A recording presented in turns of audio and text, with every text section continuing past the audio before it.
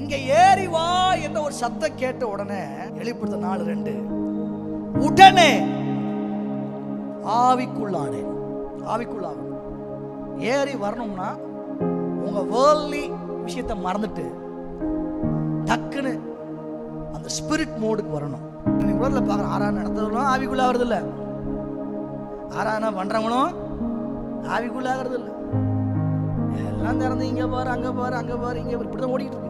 நம்முடைய ஜெப ஜீவியத்தை சரி பண்ணணும், நம்முடைய ஆராதனை சீர்தூக்க வேண்டும். காயின் தான் அங்கீகரிக்கப்படாததையும் ஆபேல் அங்கீகரிக்கப்பட்டதையும் கண்டு ஆராதனை அடுத்தவனை பார்த்தா எரிச்சல் தான் வரும், கர்த்தரை பார்த்தா ஒரு சமாதானம் வரும்.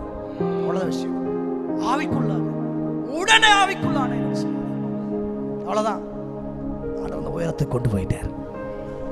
நல்ல வேற யாரையும் நினைச்சு எதையும் பார்க்காம யோசிக்காம நல்லா உங்க தனி அறையில உட்கார்ந்து உங்க ஜெபத்தை துவங்குங்க.